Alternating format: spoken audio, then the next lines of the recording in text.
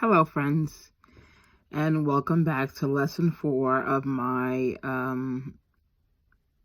vision on how to upbring kids, or how to uh, just have kids in your home, and how to go about being a parent. There's no manual for that, as we all know. So today's topic is going to be a little bit of a touchy topic, and it's going to be about domestic violence and verbal violence in the home. This message is going to be catered to parents, actually. There are men and women who are domestically and verbally mistreated in their homes.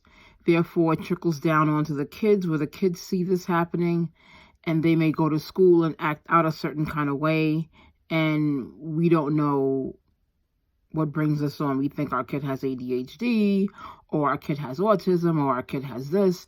But long behold, this whole thing stems from, just what they're seeing in the home. So I do want to speak on this because I have come from experience where I was in a situation where I was in a domestic violence situation. Thank God we had no children. But granted, it could be impactful because your kid could be, you could be having a dispute with your spouse, and your kid could be in the other room, and you guys could be at volume 10 or volume 100, and your kid is at the door listening at what's happening. So therefore, they may hear foul language. They may hear, language that once you put out, you can't take back.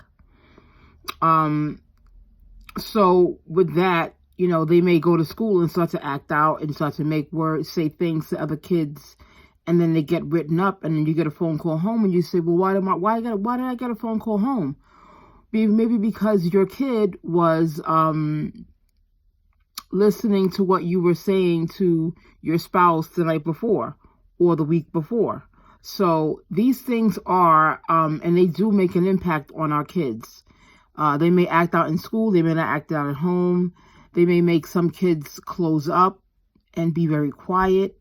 They may make kids, act out and just be bullies or be bold in a way where it's derogatory. I've seen in many cases where there were kids there where they had one parent who was really trying to upbring their child, their son, and the father was very derogatory towards them. So therefore, when the kid would go to school, the teacher at that point also was very bossy and very demanding of the kid. And this was talking about 3rd, 4th grade here. And therefore, when the kid would come to school, they would be intimidated by the teacher. And therefore, they wouldn't show up with homework, or they would have it on them and they just wouldn't show it. And there would be questions that they would ask them, and they would not raise their hand, and the teacher would kind of like call on them and say, well, why aren't you answering questions? And how did you even make it to this grade? I mean, just the really negative things that will not help the situation. Domestic violence is one thing when someone is hitting on you, and there are outlets you can go to. You can go to your local church. You can go to a local shelter, which is, not all shelters are shelters that are, people think shelters, they think about people who are run down and drug addicts and people just fall down on their luck sometimes, and things happen where you may have a spouse or a loved one, a significant other, where there is an incident that happens in the house where he or she may hit on you. And therefore, it may cause an impact because the child may see it. The child may be in the presence of this happening and see it happening on a daily basis and think that it's okay to do it. Therefore, they may act out this behavior as they grow older, and we never want to encourage our children to be able to be hitting on women or hitting on men or hitting on anybody for that fact.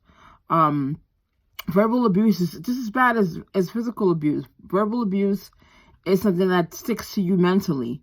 When someone comes to you and they speak to you in a derogatory way, making you feel like, you're not worth anything, or what their opinion is overrating yours when you know that you're right.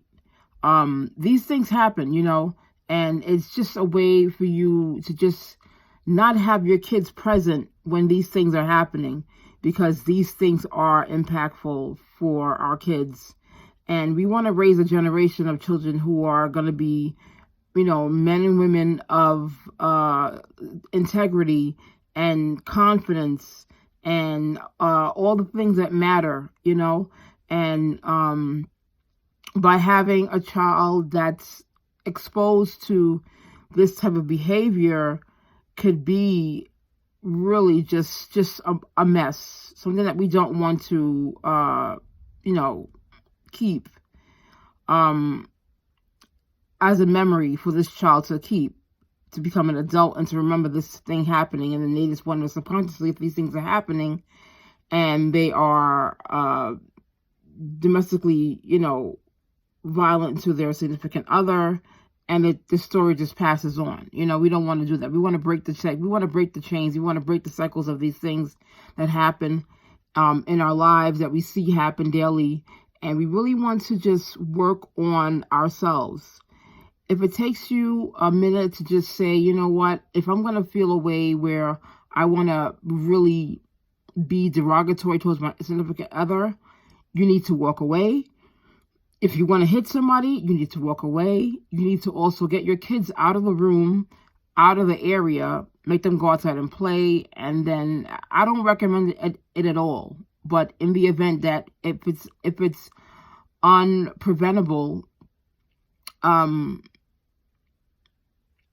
if it's preventable, then you can definitely, have your child in a different area where they're just not exposed to that. So again, I'm no guru at this, but I do know, and from experience, that having a child, they can act out in school, and you wonder why they're getting phone calls at home saying, my kid did this, my kid did that, and you're saying, well, why's my kid acting out this way? And they might not act that way when they get home because they're so fearful of what's happening in the household.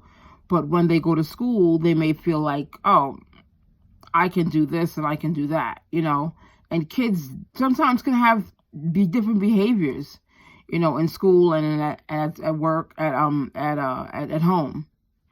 So again, this is a very touchy topic, domestic violence and verbal violence. These two things are hand in hand. They do go together because they are things that are just derogatory, and it happens in life. And someone from experience, I've gone through it, and it wasn't a very happy thing that I went through. I didn't even realize that I was in a domestic violence situation until it became to the point where I was being choked out and had marks on my skin. And I was like, wait a minute, this is not normal, And I'm a New Yorker, so I'm just saying, we don't play those games. So I had to react towards that, and that situation had to change immediately. And that's what happened. So I do want to extend condolences out to those who have been impacted by domestic violence or verbal abuse as well. And there are outlets to find out ways to get out of these things. If you have kids, it makes it a little bit more complicated because you have kids to deal with that. But there are outlets. You can reach out to your local library. You can reach out to your local church. You can reach out to a friend, possibly, if you have that outlet, and just reach out to somebody to tell them, listen, I'm going through something right now where I need help, and someone will help you. I hope and pray that you are having a great weekend and that this does not impact your lifestyle.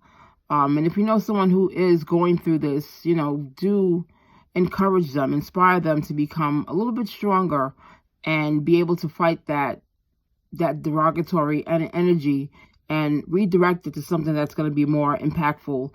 Also, especially if they have kids in the household where it could be a major problem.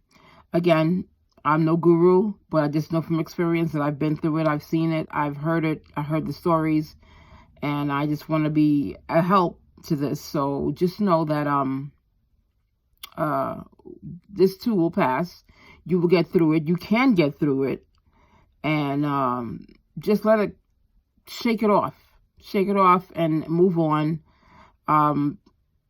and just find a result that's going to make your life better and not going to make your life worse. You don't want to live your life in fear or feeling like you're belittled or anything to that effect. No one wants to feel that way at all, so we don't want to have that happening in households, and especially for kids to be exposed to that, which is very, very, very bad. Okay, so on that note, I wish you all a great weekend, and I'll talk to you soon.